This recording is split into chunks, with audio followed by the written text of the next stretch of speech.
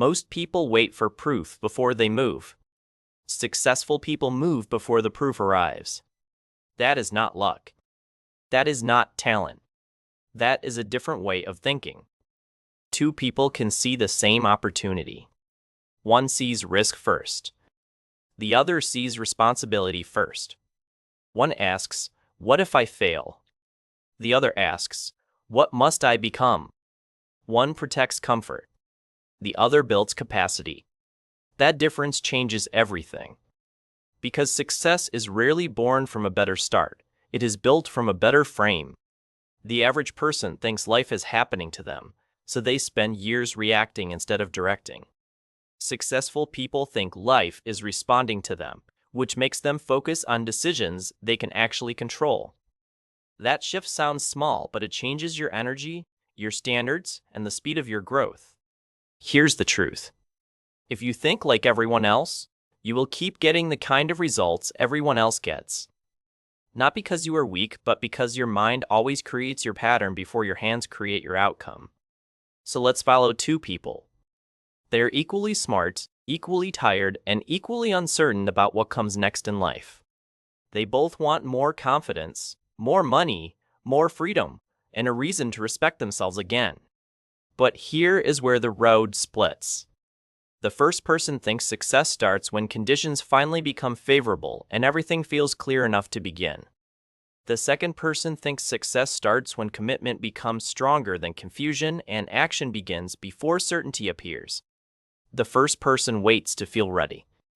The second person trains readiness by moving. That one difference creates a completely different future.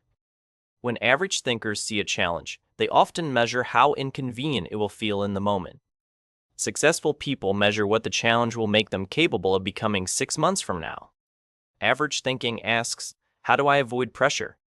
Successful thinking asks, "How do I use pressure to sharpen myself without letting it define me?" That is why winners often look calm in situations that make everyone else panic. They are not calm because the stakes are low. They are calm because their frame is stronger than the noise. The average person interprets discomfort as a warning sign and immediately starts negotiating with their goals. Successful people interpret discomfort as evidence that growth is happening and that old limits are being challenged. But here's what winners do differently. They do not worship motivation because they know motivation is emotional weather and weather changes without permission. Instead, they build identity. They decide who they are, then they let behavior prove it one day at a time. Average people say, "I need to feel inspired before I work." Successful people say, "I work until discipline becomes part of my character." That is why one person keeps restarting every Monday while the other keeps compounding every single week. One is dating inspiration. The other is married to standards. And standards will take you farther than emotions ever will. The average person also thinks in terms of outcomes first and effort second. They obsess over the result, fear the result, compare the result, and delay action because the result feels huge. Successful people reverse that pattern. They shrink the target into repeatable behaviors and focus on executing what can be done today. They know a big life is built through small repeated wins, not dramatic speeches made to themselves at midnight. That is why they do not need every day to feel important. They understand that ordinary days, handled correctly, create extraordinary years. Most people overestimate what one burst of effort can do and underestimate what one stable routine can build. Successful people respect the boring.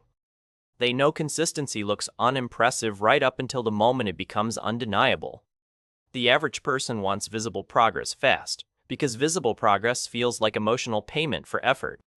Successful people are willing to work through seasons where the reward is invisible, because they trust process before applause. That trust matters more than people think. If you only work hard when the scoreboard makes you feel good, you will quit during the exact phase that creates real momentum. Winners know the middle is messy. They expect the awkward stage, the silent stage, and the stage where nobody believes in the vision yet. So they do not treat those moments like proof to stop. They treat them like tuition. The average person also takes failure personally. A mistake becomes an identity. A setback becomes a verdict. One rejection feels like evidence that they are not built for bigger things. Successful people do something smarter. They separate the event from the self. They can say, "That decision was poor," without saying, "I am poor in my potential." That emotional separation protects momentum. Because if every error attacks your identity, you will spend your life defending your ego instead of developing your skill. Successful people do not need failure to feel good. They just refuse to let failure become the final narrator. They review it. They learn from it. Then they return to the work before self-pity becomes a habit. Average thinkers ask, "Why is this happening to me?" Successful thinkers ask, "What is this trying to teach me, train in me, or reveal about me?" That question creates power. It turns pain into data. It turns embarrassment into refinement. It turns delay into preparation. That is how strong people keep moving without pretending life is easy. They do not deny reality. They direct their interpretation of reality. An interpretation shapes behavior long before circumstances begin to change. Another major difference is how successful people think about time. Average people think in days. Winners think in decades. The average person wants relief now, reward now, recognition now, and reassurance now. Successful people are willing to trade immediate comfort for long-term leverage because they understand the power of delayed gratification. They know one disciplined year can rewrite the next 10. They know one avoided distraction can protect a future opportunity they cannot even see yet. They know one honest conversation can save years of confusion. So here's the shift.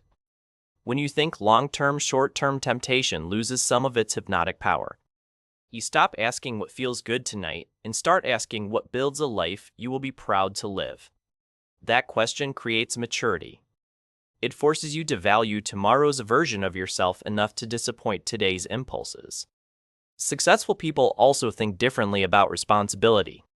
The average person hears responsibility and thinks burden, pressure, blame, and obligation. Successful people hear responsibility and think authorship. They think ownership. They think influence. They think, if this is partly mine to shape, then I still have power here. That does not mean they blame themselves for everything. It means they refuse to surrender their agency just because life became unfair or difficult. And yes, life will be unfair sometimes. People will disappoint you. Plans will break. Opportunities will pass. But successful people do not build their whole identity around what went wrong. They asked the harder question. What is still available to me right now? That question reopens doors the victim mindset never even notices. Average people spend enormous energy managing appearance. They want to look capable, look intelligent, look successful, and look like they have it figured out. Successful people care more about becoming capable than appearing polished in the early stages. That is why they are willing to be beginners. That is why they can ask dumb questions. That is why they can practice in private without protecting their pride every 5 minutes. Ego wants to be seen as impressive. Growth wants to become dangerous through repetition. Only one of those paths creates mastery. Another difference is that successful people know attention is a currency, so they guard it fiercely. Average thinkers let random opinions, endless scrolling, and constant comparison steal hours from their best energy. Successful people understand that what they repeatedly consume eventually becomes the quality of their inner voice. So they filter input. They do not let everyone speak into their ambition. They do not take criticism from people who have never built anything meaningful themselves. They do not confuse noise with wisdom just because the noise is loud. That is a serious advantage. A distracted mind can be talented and still lose. A focused mind can look ordinary and still become exceptional.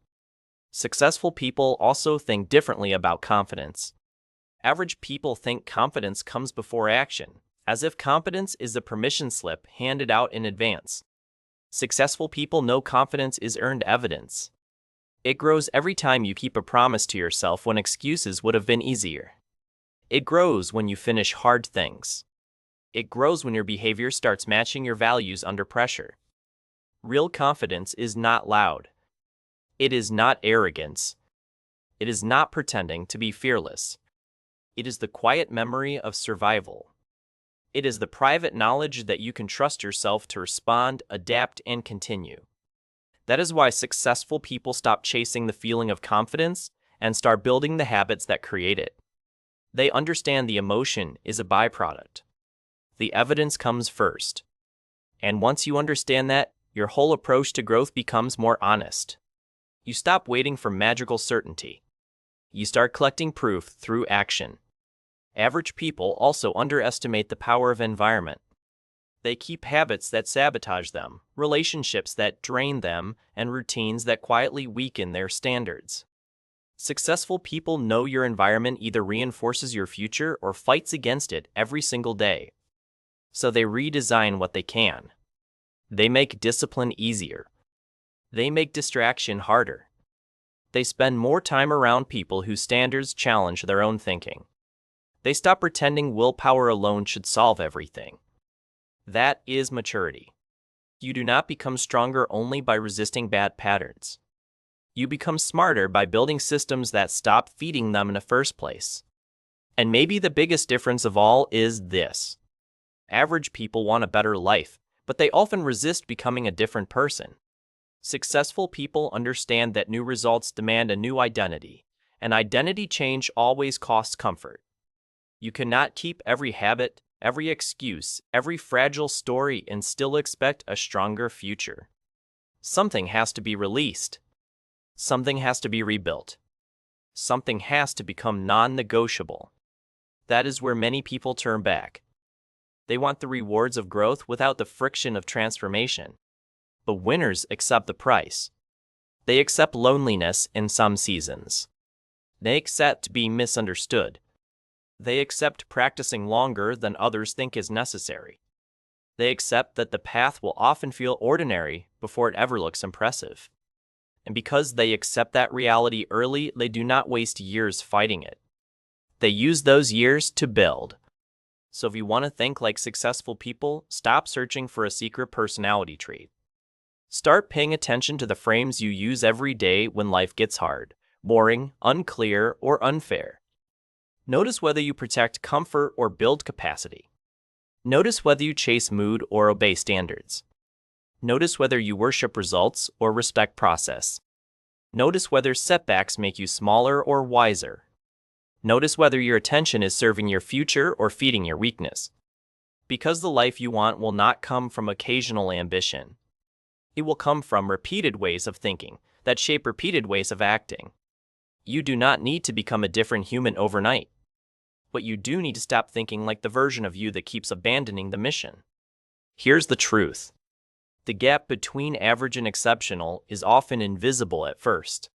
It lives in interpretation. It lives in standards. It lives in what you do when nobody claps, nobody checks, and nobody rescues you. That is where successful people separate themselves. Not in fantasy, not in perfect circumstances. In private decisions repeated long enough to become character. So here is the challenge. The next time life applies pressure, do not ask whether it feels convenient. Ask what a stronger thinker would do next. Then do that. Again tomorrow. And again when the excitement is gone. Because success is not reserved for a chosen few. It is built by people who train their minds to respond differently from everyone else. And once you change that response, you do not just change a day. You change your direction. You change your identity. You change your life.